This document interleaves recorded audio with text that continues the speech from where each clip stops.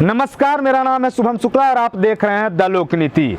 मध्य प्रदेश का इस बार का पंचायत चुनाव आने वाले कई वर्षों तक याद रखा जाएगा। मध्य प्रदेश का इस बार का पंचायत चुनाव न होकर शादी में लड़के का वो फूफा हो गया है जो कभी गुस्सा हो जाता है और कभी मान जाता है, यानी रूठने मनाने का कार्य लगातार जारी है।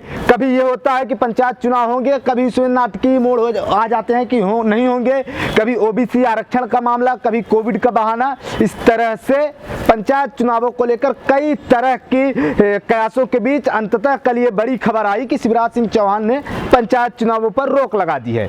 लेकिन वास्तविकता यह है कि अभी इसकी ऑफिशियल अनाउंसमेंट, ऑफिशियल घोषणा नहीं की गई है और इसकी ऑफिशियल घोषणा की जाती है चुनाव आयोग द्वारा, जिसके संबंध में अभी तक चुनाव आयोग ने कुछ भी नहीं कहा है। इसको लेकर प्रत्याशियों में काफी कंफ्यूजन है कि चुनाव होंगे, नहीं होंगे, होंगे तो कम होंगे, नहीं होंगे तो इसका ऑफिशियल अनाउंसमेंट कब होगा।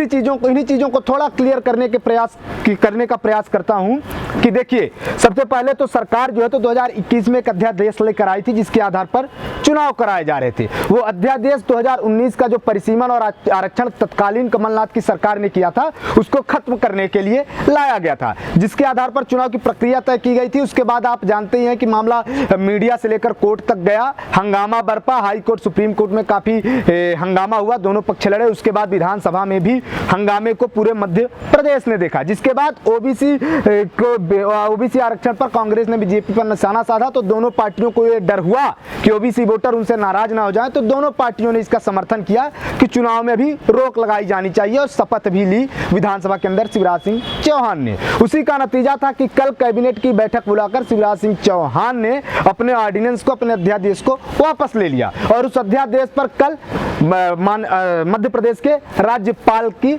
सिग्नेचर भी हो गई। अब इसके बाद होता क्या है, आपको बता दूं कि 2019 का जो परिसीमन और आरक्षण था उसके अनुसार मध्य प्रदेश की 102 ग्राम पंचायतों को खत्म कर टोटल 1200 नई पंचायतें बनाई गई थी और जिला पंचायत सदस्यों की, जनपद सदस्यों की, जनपद अध्यक्षों की, इसके अलावा पंच सरपंचों की आरक्षण भी तय की गई थी। अब इसके बाद बचता क्या है, इसके बाद मामला सुप्रीम कोर्ट में है।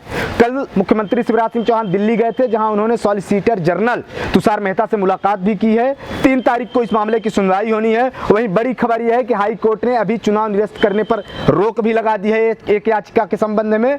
और इसके अलावा अब चुनाव आयोग का क्या कहना है, मध्य प्रदेश राज्य चुनाव आयोग के सचिव BS जामोद ने इस बारे में टिप्पणी करते हुए कहा है कि अभी उन्हें कोई भी लिखित एप्लीकेशन या लिखित पत्र नहीं मिला है। इस संबंध में लिखित पत्र जब राज्यपाल भवन से उनको मिलेगा उसके बाद ही वो इस संबंध में विधि विशेषज्ञों से राय लेने के बाद कुछ कह सकेंगे। वहीं दूसरी तरफ बीजेपी सरकार के पंचायत मंत्री, मध्य प्रदेश के पंचायत मंत्री महेंद्र सिंह सिसोदिया का भी यही कहना है कि चुनाव कराना है, नहीं कराना है, यह निर्णय राज्य निर्वाचन आयोग को लेना है। यानी कुल मिलाकर ऑफिशियली तौर पर अभी चुनाव निरस्त नहीं हुए हैं। चुनाव अभी ऑफिशियली यही है कि 6 तारीख को प्रथम चरण के चुनाव होने हैं। 3 चरणों में टोटल मध्य प्रदेश में चुनाव होने की जो घोषणा की है। तो हमारी इस खबर पर लगातार नजर बनी और हम देखते हैं कि चुनाव आयोग कब प्रेस कॉन्फ्रेंस करेगा और ऐसा कहा जा रहा है कि 2 से 3 दिनों में पूरी तरह से स्पष्टीकरण इस संबंध में आ जाएंगे। इस खबर पर लगातार हमारी नजर बनी हुई है। मध्य प्रदेश की तमाम खबरों को देखने के लिए चैनल को सब्सक्राइब करें।